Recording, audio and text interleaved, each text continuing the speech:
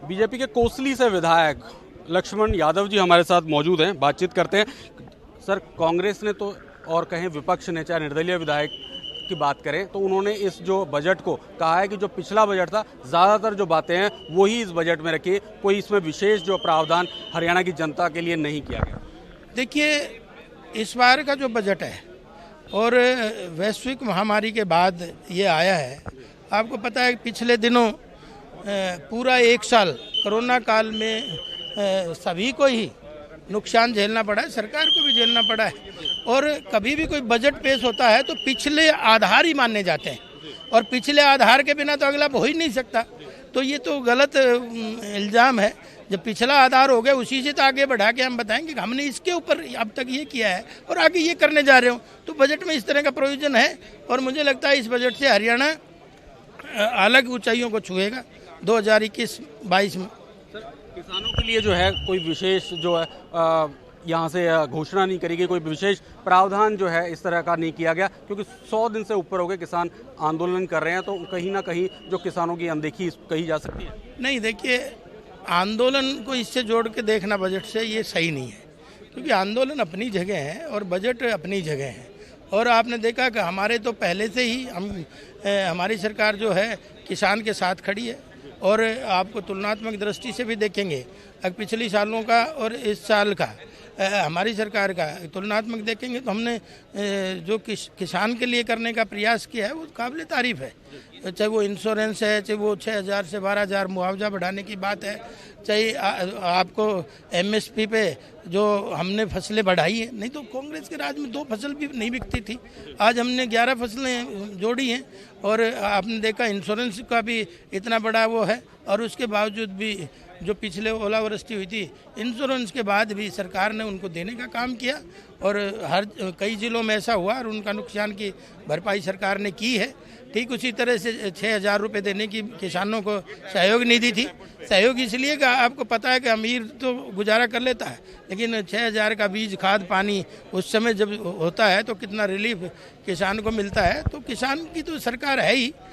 और आप देखेंगे भी कि भाई पिछली सरकारों के मुकाबले में हमने कितना भारी MSP बढ़ाया। आपने देखा कि जीरी का और उसका 558 रुपये बढ़ा, पहले कभी नहीं बढ़ा 10 से 15 रुपये से ज़्यादा। आपने देखा गेहूं का 575 रुपये बढ़ा, इससे पहले MSP इतना कभी नहीं बढ़ा।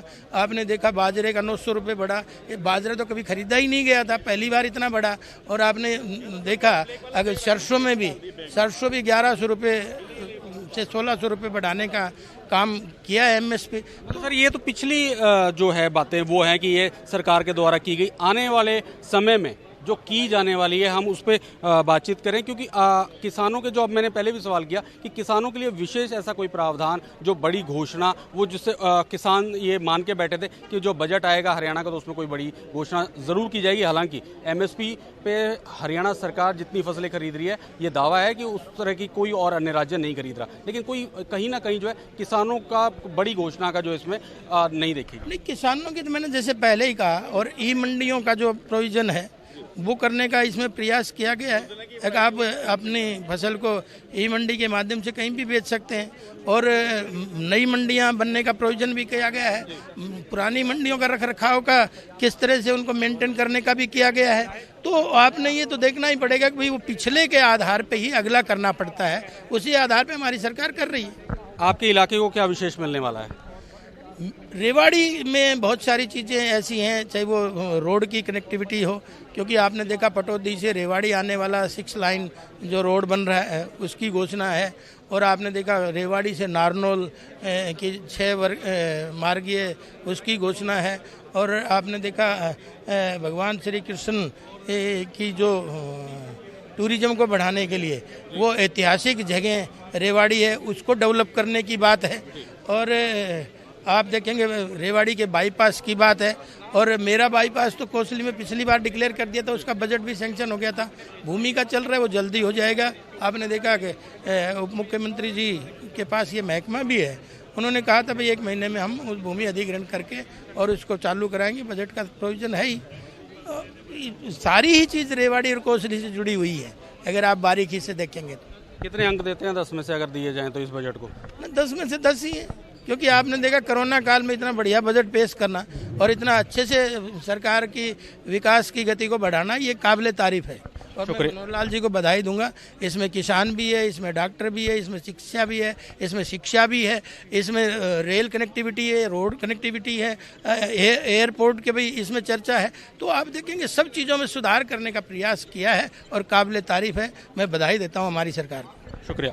तो ये थे कोसली से बीजेपी विधायक लक्ष्मण यादव, जिन्होंने कहा है कि 10 में से 10 इस बजट जो अंक हैं वो इस बजट को दिए जाएंगे और मुख्यमंत्री का इन्होंने इस बेहतरीन बजट को लेकर धन्यवाद भी किया है। कैमरामैन करमवीर वाले के साथ ANB न्यूज़ के लिए अभिषेक कक्षा, चंडीगढ़। देश दुनिया की खबरों के लिए ANB न्यूज़ को सब्सक्राइब करें और बेल आइकन दबाएं।